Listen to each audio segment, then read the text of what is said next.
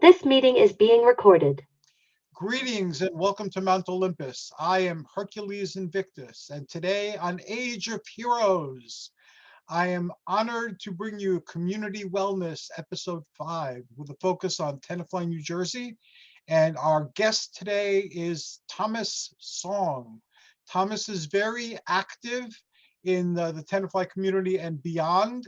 He's a fellow Rotarian, and he's involved with very many interesting things, and he has great ideas for making the world we live in a much better place. And we're fortunate to have him here locally. Greetings and welcome, Tom. How are you? Greetings. I'm doing well, thanks. Really enjoying this time. Me too. Now, not everyone focuses on needs beyond those of themselves or their immediate family.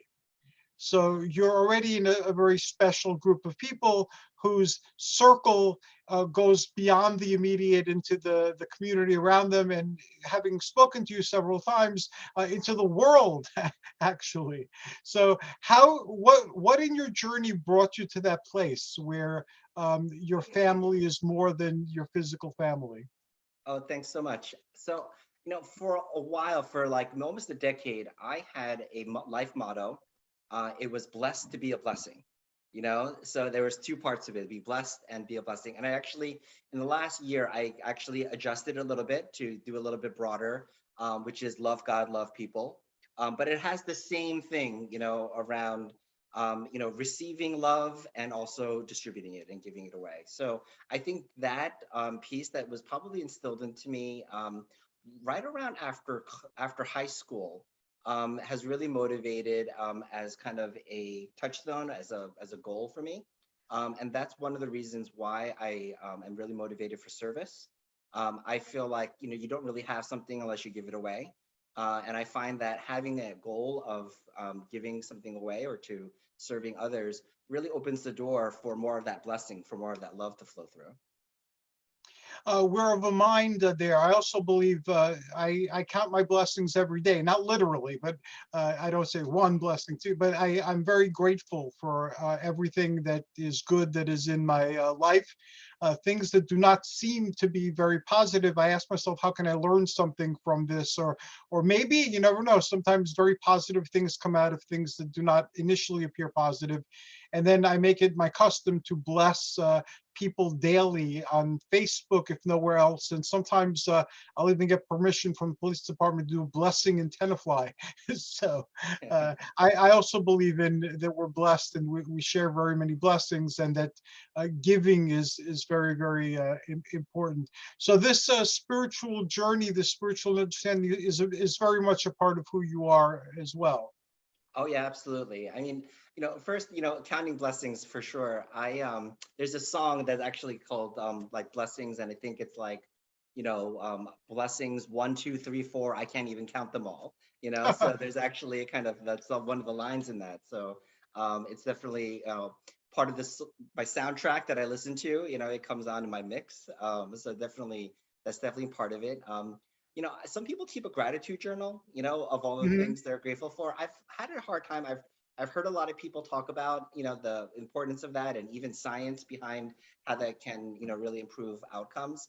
I actually started an ingratitude journal, and and it's basically I write. I found it a lot easier actually to take the things that were difficult in my life and write them down, and then try to see them as something that was a blessing, something, and try to be grateful for the things that seemed really difficult and seemed really hard. And that has really taken me a long way. And that's one of the things that I try to incorporate into my life and to my service with the Tenafly Rotary Club. And just also, we know each other from the Tenafly Stigma Free as Yes. well. Yep. So that was one of the things that I joined early on when I first moved to Tenafly in September 2020. And then I've only been a part of the Rotary for a little more than a year, officially in July. And I guess over the course of the past year, I took on the role of being the membership chair. And I attended training, so some good um, feedback and some good materials around just the scope of that.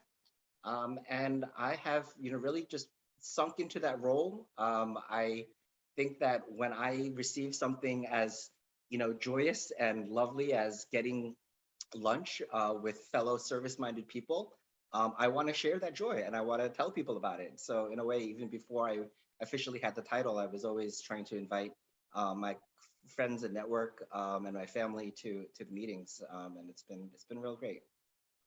Yeah, the Tenafly Rotary, and I've been in contact with other Rotaries over the years, but the Tenafly Rotary has a lot of people who are very eccentric or quirky, but they're the movers and shakers of Tenafly.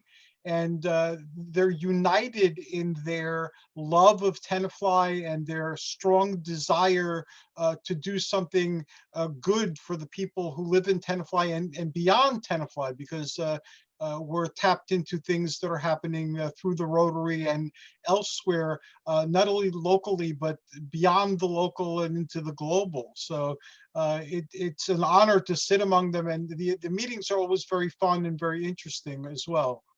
Yeah, absolutely. Tenafly definitely has an international component to it where we're doing international service projects. But I've definitely noticed that people who are in the community of Tenafly have a focus and outreach, to the surrounding areas. People who I think there was a scholarship, the John Greco Scholarship, that's run in the Englewood School. And the Mhm. teacher who runs that, who's been running it for, probably more than a decade, lives in Tenafly. So I feel like there's these little things that I've been just kind of picking up on, noticing that, to your point, which is that there's something about the people who congregate here. We have a safe kind of little, place and a nest and kind of a foundation to really, feel secure and then really outreach. And that's one of the things I really enjoy. I feel really at home here, for sure. Yes, and I remember when I first moved back to Tenafly. I lived here briefly when I was a kid, toward the end of high school. When I moved back to Tenafly in 2014, I got to meet a lot of people, many of them through the Rotary, and had some interesting conversations. And a few people confided in me, do you know what some of us call Tenafly? And I said, no, what? It's like Camelot. And that image stuck with me in its association with Tenafly. And I think I wrote a couple of pieces on it that got published locally, and one of them on an internet site. But that image of Tenafly's Camelot stayed with me like a shining place. Even though we're not on the top of the hill, we're kind of like at the bottom of a hill in a valley. It's still, it's a bright place. And even though people might not agree on the particulars of how to make something better, they're very sincere and very adamant about making things better. And that is a great place to be. And it's a fun place too. One of my first times I was just walking through, there was this summer concert series going on, and I Mhm. just saw all these people just kind of lining up and watching, a really nice music band, and when the one week they did jazz, the other time they did kind of an alternative band.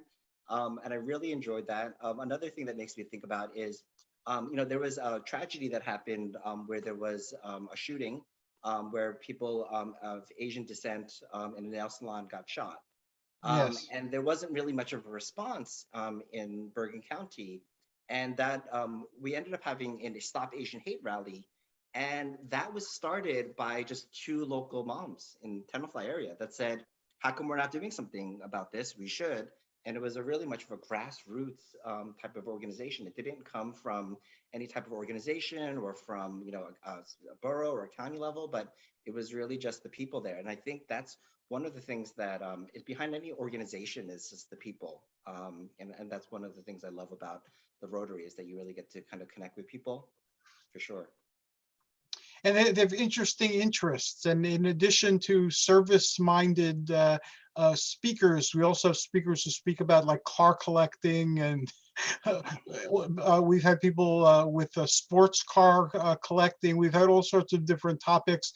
We had somebody give a presentation on emergency procedures of the United Nations that can be duplicated in the community to keep our community safer. So there's always interesting topics being discussed at the Rotary as well. Yeah, one topic that we had recently was someone came in and talked about stress and the difference between eustress, which is good stress, and distress, which is bad stress.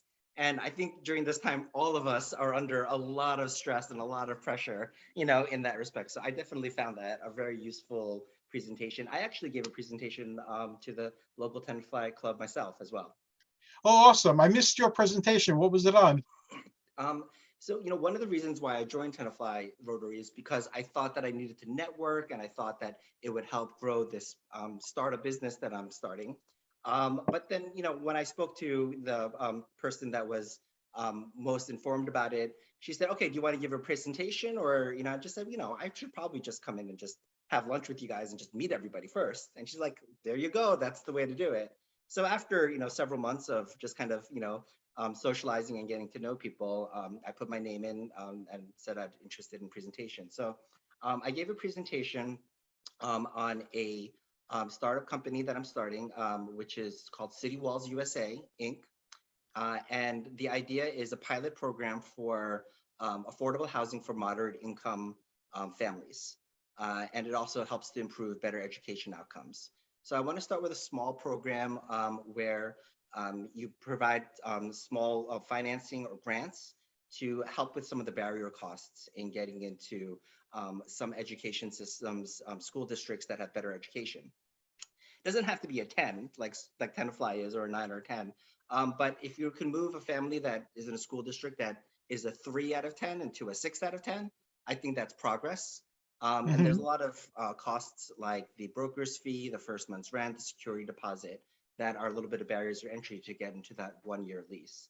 And then after that initial year, my hope is to try to raise funding to see what would it take to extend that lease to an affordable rate to that family. Basically, when I studied the dynamics, I come from a background in housing finance, and I did my master's in public administration in affordable housing. There's this 30% figure where you shouldn't spend more than 30% of your income on housing. And I Mhm. thought it was just kind of a figure that was just kind of people pulled out of the air. And in some respects, it was because I think it was this idea of, well, if you're spending more than that, then you have to make hard decisions on, should I pay for groceries or should I pay off debt or all of these things, which kind of hamper, financial growth. But what I realized actually when I did the analysis is that, when you have rents that go up at maybe 1% per year on average, and you have housing costs that go up on 3% per average every year, basically what I noticed is that this figure that I came up with, which was income after rent or income after housing costs. So this number, this figure of how much money you have after you pay your housing, depending on how much you're actually spending on housing, will Mhm. either go up or will go down. And if you're spending 40% or more on housing expenses, even if you're, making, 1% increases in your income a year because of the housing costs, your income housing, after housing income is actually going down. And so it's this feeling of always trying to catch up, never getting ahead, living paycheck to paycheck. And that's one of the things that I studied in grad school, and it's kind of been a dream of mine since then. So it's been kind of a dream of 20 years.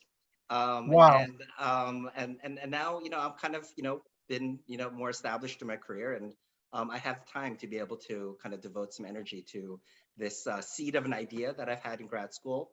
And I have a lot of experience, behind me in the field to kind of back up some of the stuff that I'm talking about now.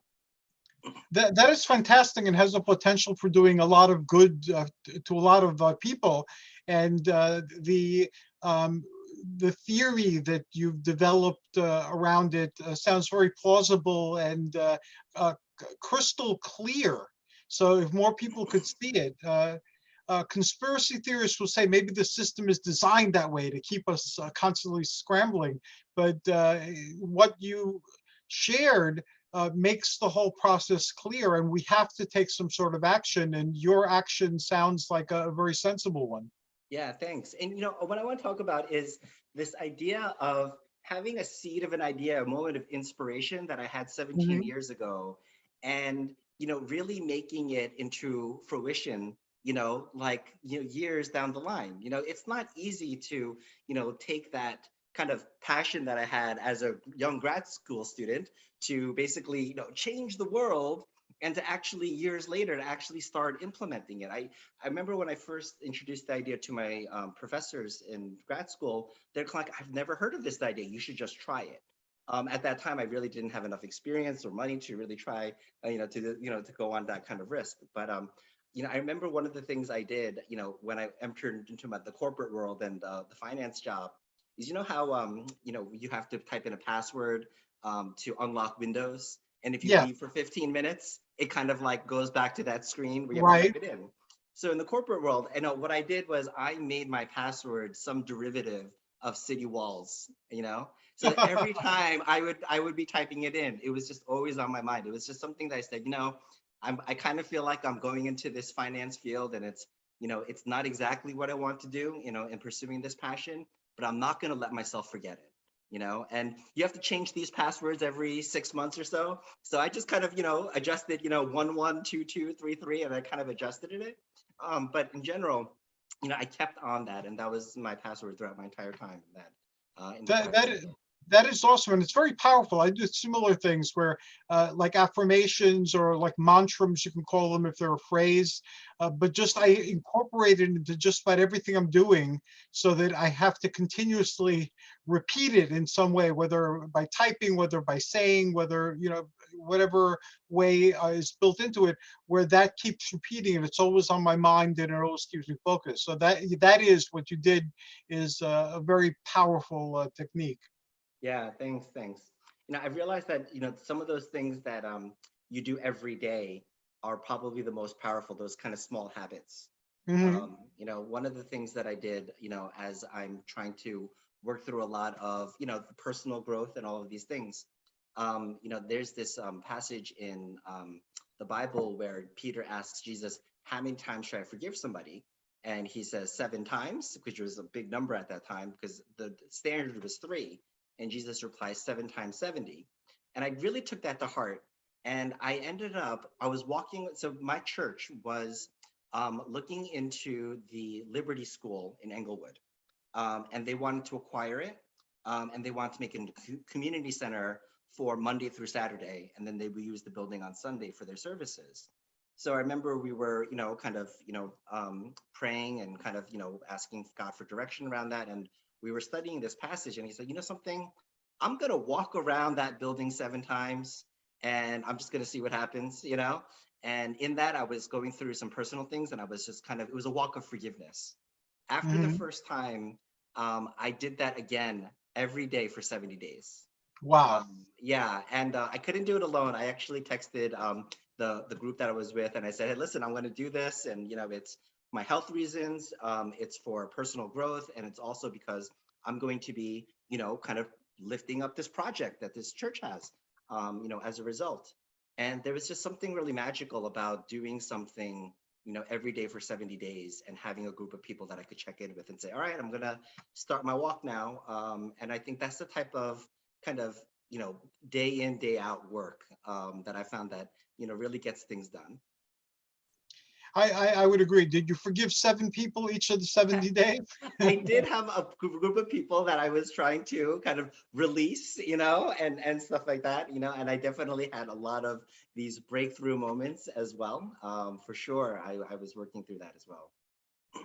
And so you're very spiritual, and you have a ministry also. I checked out your website. So you have a spiritual ministry. Would you care to share a little bit about that? Sure. Yeah, it's all connected. So the name of the website is dryandbarren.com. And basically, it's the title of the blog and book that I'm trying to self-publish. It's the full title is Dry and Barren Land: Walking Through Spiritual Drought. And it was another project that I kind of was inspired to after I got back from a mission trip to Mongolia. So after I graduated college in 2001, I said, something, it's going to be a long time before I could have another adventure because I'm going to be enter the working world. And I had gone on a short-term mission trip to Ethiopia, and I loved it. So I went to Mongolia, and the inspiration, kind of came from that because Mongolia is mostly a desert. So I came back from that and I had this idea to write about a spiritual journey. My experience growing up was a lot of highs and lows. I would go on these retreats and, be really, on fire. And then, 2 weeks, 3 weeks, months afterwards, I would notice that that fire would fade.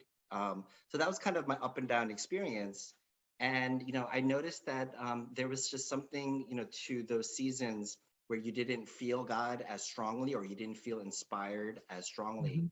And like I said, rather than seeing it as something like, oh, I'm doing something wrong, this is hard, this is tough, I saw it as something to be grateful for. I saw it as something to be encouraging.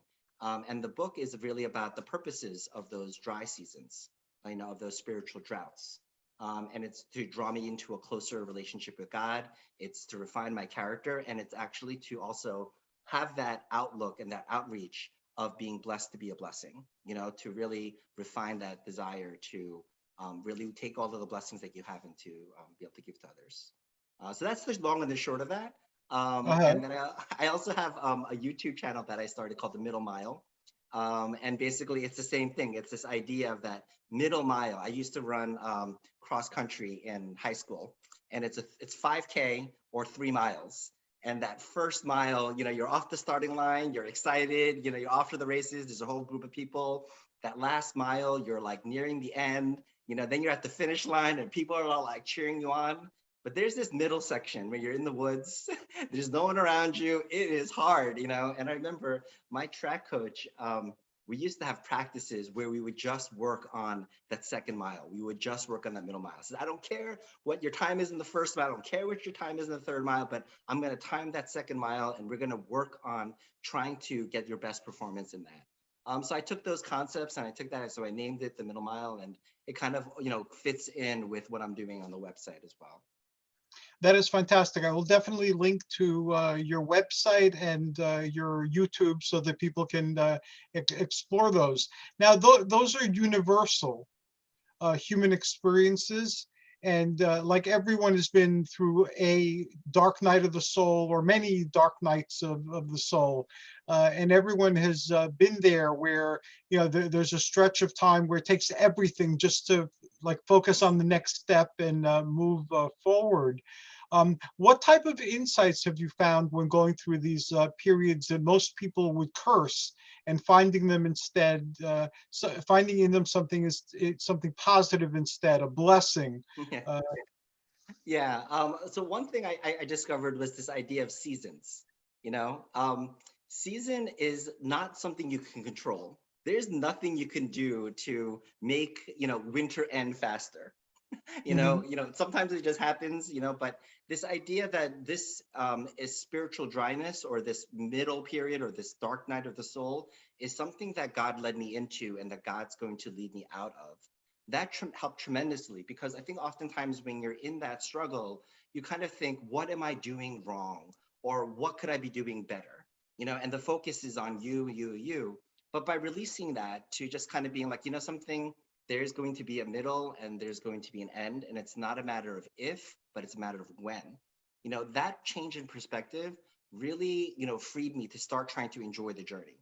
I've heard that expression, enjoy the journey. I hate that expression. I'm all about the destination, but this part of this thing has been about really, really trying to, enjoy the journey and seeing it as that middle period of really encouragement. And, the conclusion of the book is that really all of life is that journey. Before we're born, we come from somewhere. After we die, we go somewhere else. Somewhere But else. our entire time here, in a way, comparatively, is that season of spiritual dryness, is that spiritual drought. So in a way, it became not just a manual or blueprint to how to walk through these seasons, but it became a way of life for me as well. That is awesome. My spirituality is mythic, and especially it makes use of Olympian images, and that's how the universe communicates with me most effectively. And similar insights have come on my journey as well, and I often express them in similar ways. I tell people that we wherever we came from before we came here, and wherever we're going after we came here, we're here now. And the decision is, what are we going to do with the time that we have, while we're here? And why not make this a better place for everybody while we're here? Because it's something we're sharing while we're all here. We're sharing our humanity. We're sharing this journey. So whatever reasons there are for our being here, let's at least make this a blessing to everybody that we encounter in some way. Let's make the way a little bit easier. And also the stories of the heroes and their confrontation with monsters or with tyrants or things like that.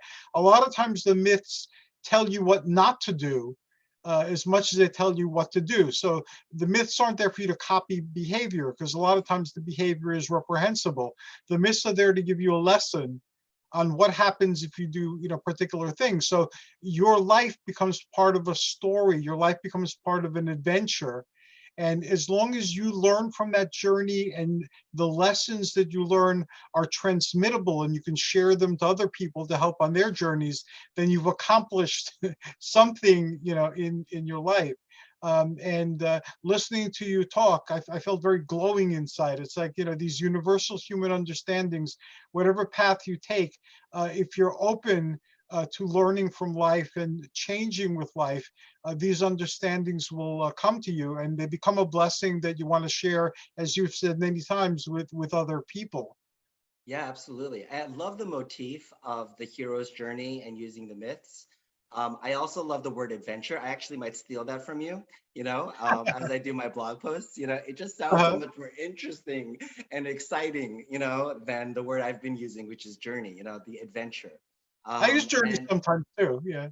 yeah, I mean, the adventure it's a call to adventure, and it's so much more exciting. I think with what we're doing here, this call to adventure, going through all of the areas that the Rotary focuses on, in the areas of focus, and deep diving into that, talking about these topics. I am really excited. We don't know where it's going to end up, right? Hmm. We don't know No. the destination. No, we don't. We're kind of going on this little camping trip, and we're gonna kind of see where it takes us. And I think that's the kind of the attitude, that it's you're asking people to have, and it's not necessarily about I know the destination, follow me, but it's like here's a group of people that we want to kind of journey with, and I really love that aspect of it. Thank you. Yeah, well, the spirit of the Rotary lends itself to that, and whatever we wind up calling the adventure, and I've tried several names already, and they kind of fit better with each iteration. But I don't know if we found the final what we're going to call it. But I think it's a good. The journey will visit the focus areas initially of the Rotary. And then look in our community to see, as a community, are we reflecting these values? Are we focusing on the needs of particular people or particular area of life? And then in the process, as we get to know each other and we get to ascertain the needs of our community, what will we decide? We don't know. What will we decide needs the most work? What do we decide it helps most people, or the people with the greatest need? And we have no idea what we're going to find, but then eventually to find that and to have taken a journey, or taken an adventure, or whatever metaphor you want to use, I think that's the wonderful thing. And certainly we will be changed by the end of this adventure. Yeah, absolutely. I like the idea of having those areas of focus because they become guideposts, Hmm. to us, as we make our circuit. And, as we kind of make our way and end up in the way, that's kind of the 3-act play. I was reading this book called Story, which is about screenwriting. And there's 3 acts, in that. And, the first act, some, kind of initial event happens. The second act is that kind of middle period where there's a lot of subplot and rising and falling action. And the third act is kind of where things kind of, hit, kind of a climax, and then there's a resolution. And what I learned from reading this book was that, between the beginning of Act One and Act Three, within each act, there has to be a change that occurs. Whether it be, a moment, if it starts out bright, then you end Act One kind of on a dark note, and vice versa. But then by the end of Act Three, what needs to happen is that there has to be a type of change that can never go back to the way it was, you know? And that's usually the type of journey of the character development. Hmm. Something happened to that, heroine or hero, that protagonist, and that once they go through this entire thing, they can never be the same again. And it's that ineluctable change. It's that change that can never go back to the way it was. And I'm really encouraged by that idea. I think we talked about some ideas like, perhaps, I think that there are people, all over the world who are interested in the values of service and the Hmm. Rotarians that they do. And the idea of this kind of, helping to become some type of virtual club, where people can meet and talk about these things and start doing service projects as well. I think that's an awesome, kind of idea that's kind of floating around in there. Maybe we'll grab onto it. And as we talk to more people, more and more ideas come into the mix. And I've certainly opened my mind to many of the ideas that you threw on the table when we first spoken about it. I had a conversation with Christine, and she had a bunch of ideas. And Bernie, with her comments, her comments are always funny and thought-provoking. So she's provoked certain ideas. And again, that's the magic of the journey. That's the magic of the adventure. It's transformative. We're going on a journey that is life enhancing. That's our intent. And even though we know roughly the magical terrain will be transversing, as you said before, we don't know where we're going to wind up. But I welcome the company. I welcome the adventure, and it's going to be a lot of fun. Yeah, Christine Everin, which you've had on this show before, she was the one who actually sponsored my membership and kind of Mhm. did the orientation. So she's an absolute great connection to have. Yes.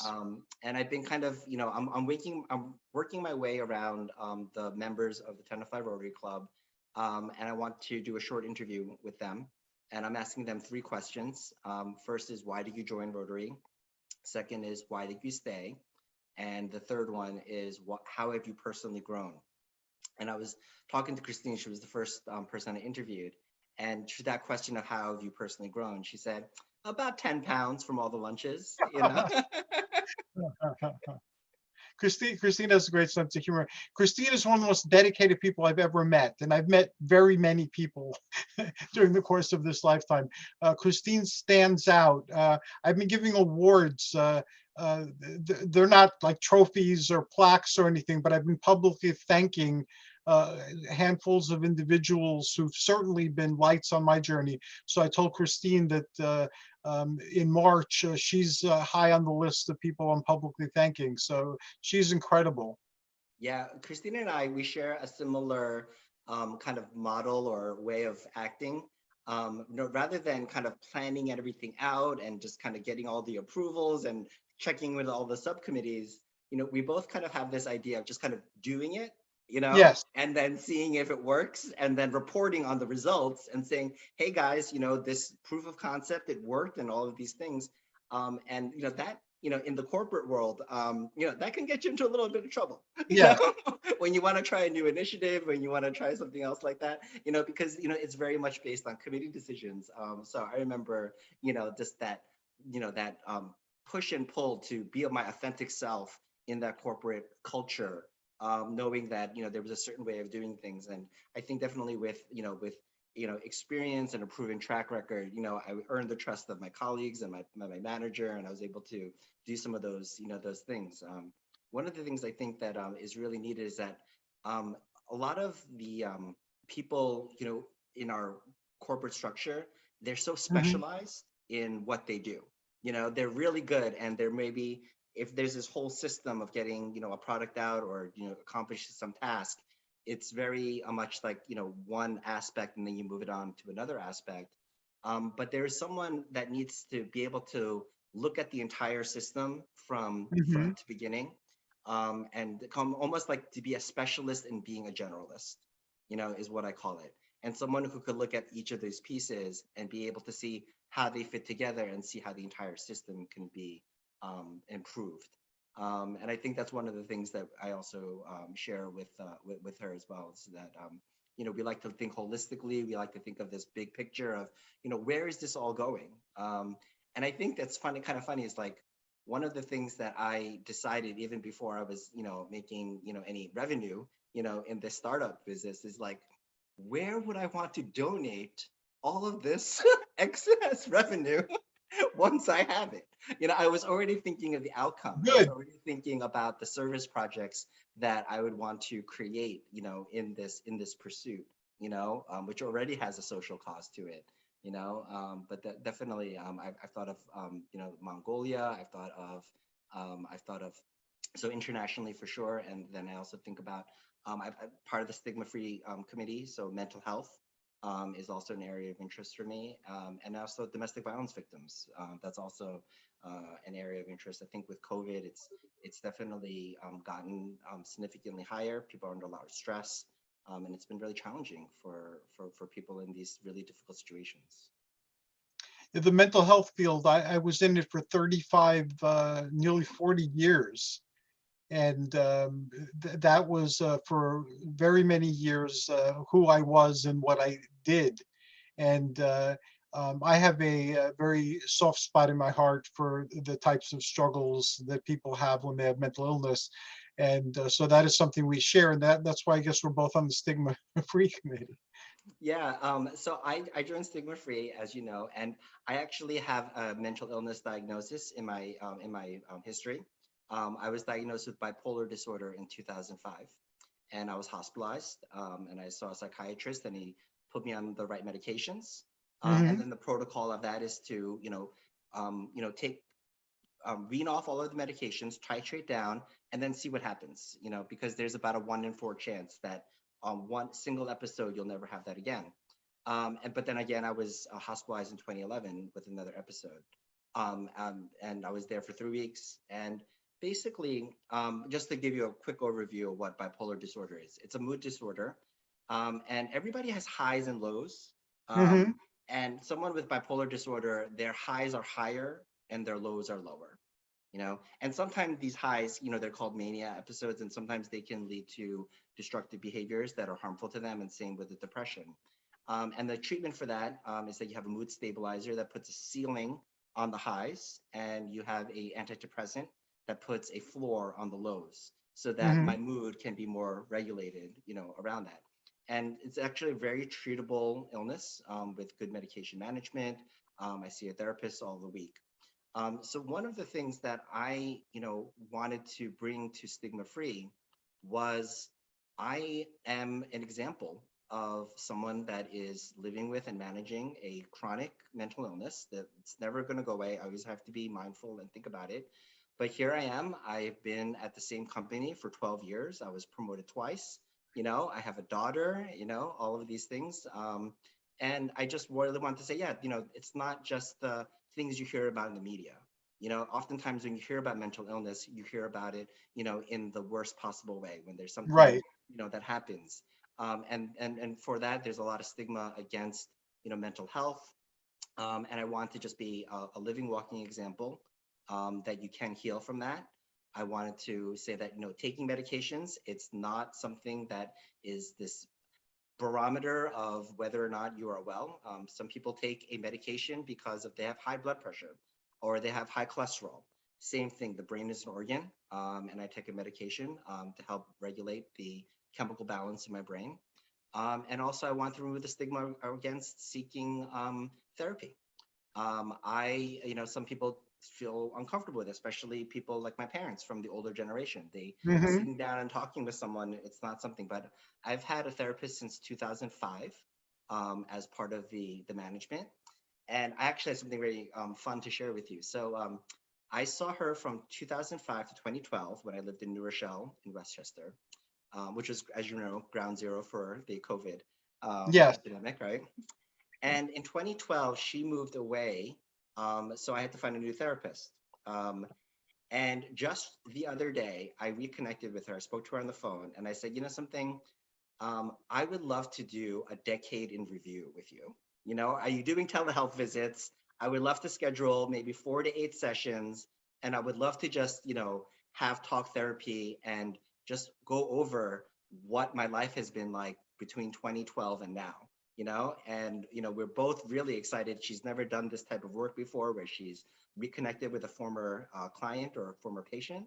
Uh-huh. And we're both really excited to have this kind of long view of that. And so that's just one aspect of how much I have grown from therapy personally, and how much I love it, and how I really think that in a lot of ways, if you can afford it, I think everyone should have someone that they can talk to, that they can trust, that can be confidential, and that can validate what people are going through. Well, you certainly are an exemplar, and you're very inspiring. I know you've inspired me in the short time I've known you. You're so dedicated and so spiritual, and you're open and sharing. I have attention deficit disorder, and for a while they were trying to make eccentricity into a disorder. So I'm definitely very eccentric. I don't know how that progressed, but when I left the mental health field, that was something they were working on. And with attention deficit disorder, or some parts of it, there's a cyclothymic component. It's not as up or down as bipolar might be, but it's still up or down. And one of the things I found helpful is somebody called Tom Hartman. He's a podcaster, and he wrote a book about a hunter in a farmer's world that explained how, like, 1 in 10 brains still work, that they were very useful during an earlier part of human history. And now with the information age and computers, they're becoming useful, again, so more people with attention deficit disorder are able to engage. But um, that metaphor, plus the explanations that he shared, um, gave me a way of understanding my brain. So instead of beating myself up about the way that I happened to be that was wrong, or not the way that other people were, it's like, okay, my brain works differently. It's a more prehistoric brain. So I just need to know, like any other tool, how do I use it? And I found that with the cyclothymic, it became, as you would say, a blessing rather than a curse. Because when I was up, I was really up, and I could accomplish anything. And I had no doubt that anything it was, I could accomplish it. The mania, you could do anything. And Yes. then when I was down, everything was so horrible. And it was the illusion of both the up and the down were that they were gonna last forever, when they don't. So I began to understand and to accept that it's an illusion. I'm not going to get stuck here. I've been here before. I'll be here again endlessly. It's never going to go away. So the up and down is just part of my life. So when I'm down, I use that to get in touch with what I'm not happy with in my life, or what needs to change. And I know that it'll be followed by a mania, where I have the energy and the belief and the confidence to make those changes. So now it becomes something that serves me. So whatever I'm feeling, I'm very much in touch with my life in a way that I wasn't before. And I have the energy at times to, whatever it is, just to go out there and accomplish it.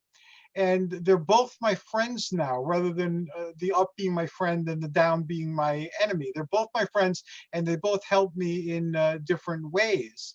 And also, because of the attention deficit disorder, it's like with a hunter in a farmer's world, if leaves are not moving, they're not dangerous. But if they're moving, there might be a snake there with poison that can kill you. So I learned that paper piling up, you don't have to wait till you get something alarming in the mail. If you actually just take care of the leaves as they come in, or, you can get help doing that.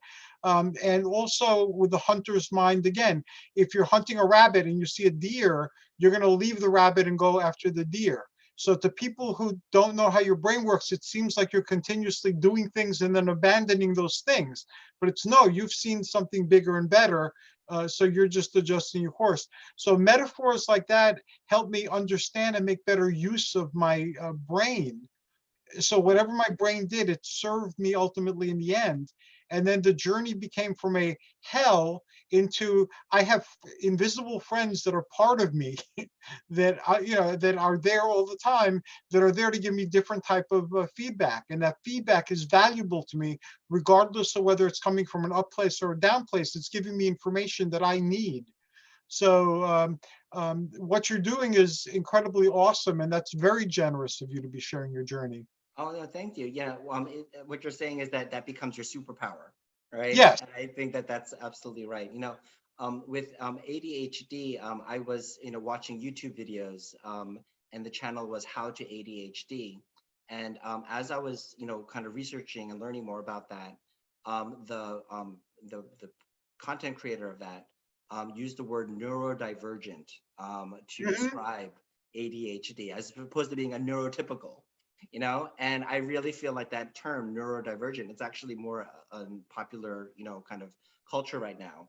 So I see myself as a neurodivergent. And you Mhm. don't think like everybody else. And Right. especially the move to diversity and inclusion. You want to get people with different points of view and different ways of seeing things, because in committees, people with different points of view, that committee will make a better decision. And Yes. that's the theory around that. So I really do think that as we kind of destigmatize these labels that have arisen, I really do think that we can begin to work together and work with people who think differently than us, and really try to make really improvements, marginal or big changes in a lot of these social issues that are impacting our society. I think that COVID didn't create the problems, but I say that it revealed all the cracks Yes. in society. And I think it's a way they're exposed, and now we kind of know where they are, and we know, what needs to be shored up. It's what direction we need to move in. And I would love to join together with, other like-minded people, and to really, kind of get to know them. They're the most amazing people. One of the most amazing people are the people who volunteer on Thanksgiving.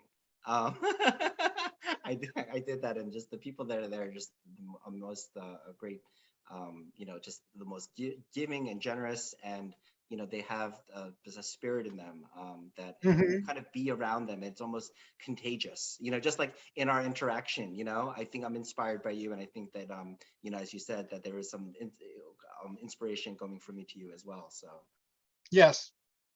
yeah, absolutely. So what do you think? What do you think we should do with all of this excited energy that between us?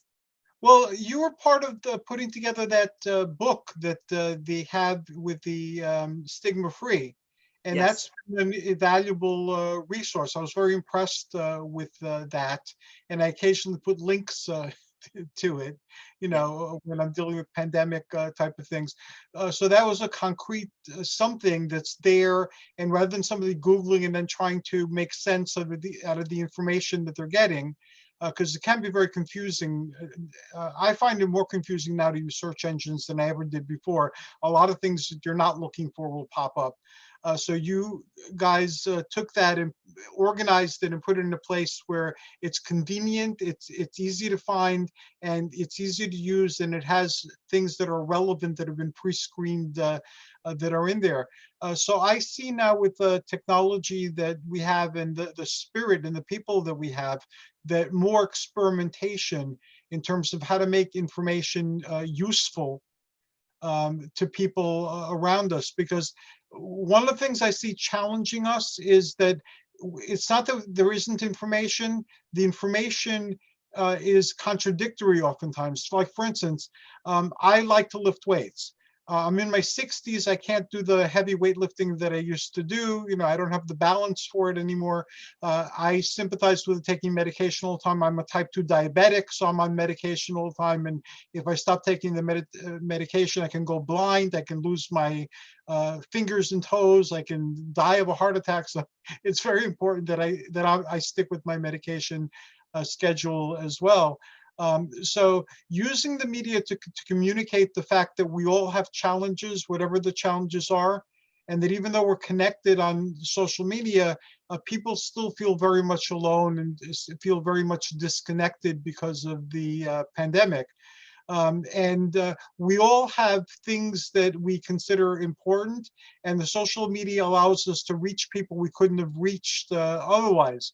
So I see our great challenge in um, creating things as we're already doing that take the reality around us and kind of simplify it and make it more accessible rather than flooding us with information. I Yeah. think I'm rambling a little bit and getting a little off the point, No, but you're absolutely right, about just there's so much information overload and trying to distill that, it's contradictory. When I want to research a topic, sometimes I like to just get a book, because one me author, too. one voice, Hmm. kind of all the research that goes into it, and all those things. But yeah, you were mentioning the COVID resource guide, that the Tenafly Stigma Free Yes. community want that. One thing I want to point out is that I couldn't find a good, concise article on how to pick a therapist. So I ended up kind of, using my experience, and I kind of wrote, a kind of accessible one um, on how to use Psychology Today's website to do that. And, it's a lot like dating. It's like you're Hmm. not going to go Yeah. on, and the first date and fall in love necessarily. And oftentimes, you call 4 places and only one person calls back, and that's kind of the person that you end up with. But you really have to think of it like, it's you go a couple of dates and you see if it's a good fit, and if it's not, then you can find someone else. And I think that's totally right. It's exhausting, in the beginning, because there's a lot of history to kind of get in the background, and some people don't want to start over again. But that's a good resource, on that as well. And then the other thing that you made me think of as you were speaking was, yeah, just about general health as well. I'm also fighting, I'm pre-diabetic, so I haven't reached that type 2 diabetes. So I'm still working on that with lifestyle changes and exercise and better sleep Hmm. and nutrition. And one of the things I picked up in the last year was Soul Cycle, or I go to the cycle bar in Closter. And there was just something about the energy that there's like, when I tried to exercise, I'm absolutely one of those people who had a hard time sticking to a New Year's resolution, or every time I go to the gym and I start on the treadmill or the elliptical machine, I end up getting a cold and then I'm Really? out for like a week. And then all of that motivation that I had and the energy that I had just wasn't there. But it's really safe. There they do a lot of the disinfecting before each time, and basically there's being a part of a class. I'm feeding off the energy of others. So I would love to check in with you.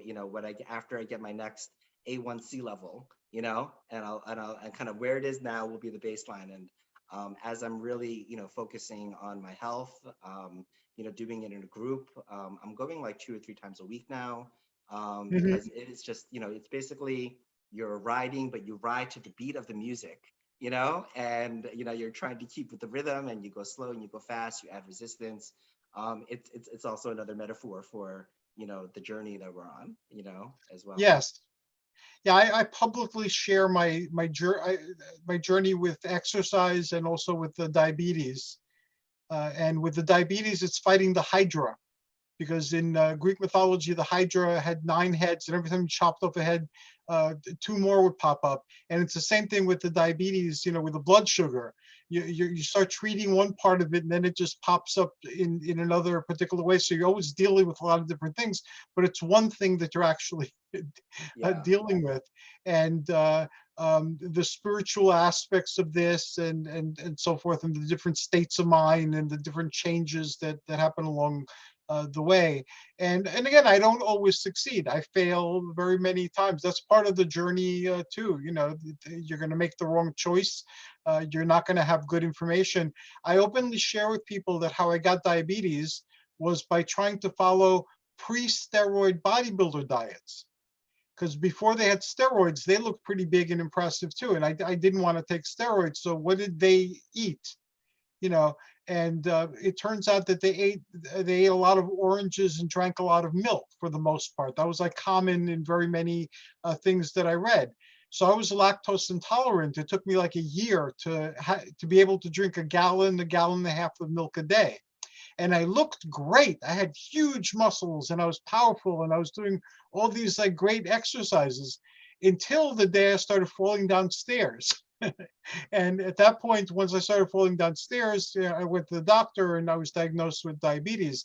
And it made sense afterwards. I was consuming all the sugars in a gallon and a half of milk every single day, all the sugars in 6 oranges a day. So that was a lot of sugar over a long period of time. But my intent wasn't, I'm going to get lazy and I'm going to eat whatever. I actually monitored my diet, but I gave myself diabetes because of wrong information. It was correct for the people who did it, but it obviously wasn't correct for me. And so that was a lesson that I could share. It was an expensive lesson and a life-altering lesson, but it was something that I could definitely offer to somebody else, to be careful where I wasn't. Yeah, absolutely. There's just two things that you made me think of.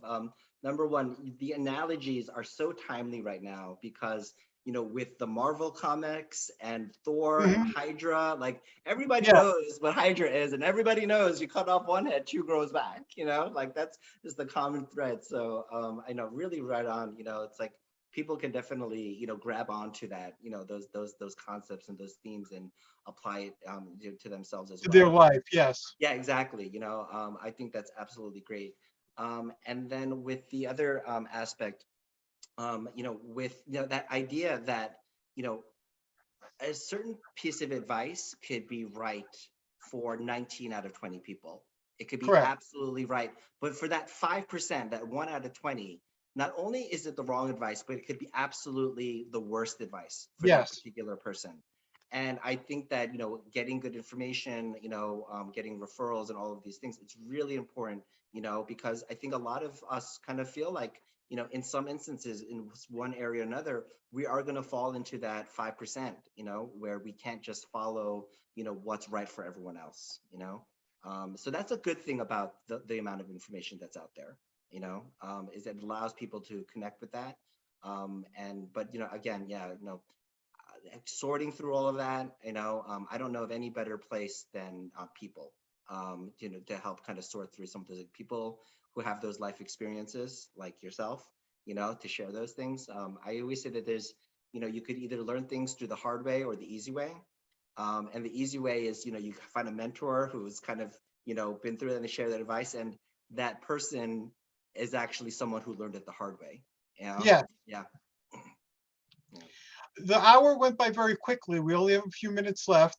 If you PM me or email me links, I will make sure to share the links today, and then periodically I will put them up and share them. And you're doing so many wonderful things that, aside from the Rotary adventure that we'll be sharing and the stigma-free adventure that we're sharing, I do want to check on your progress in your various projects, because they're very life affirming, they're very life changing, and it'll be interesting to chronicle your adventure. And that's what it is. It's your adventure. And aside from being a Rotarian, a resident of Tenafly who's community conscious, you're another person who's here between life and death, and you're doing awesome things with it. And those awesome things need to be shared.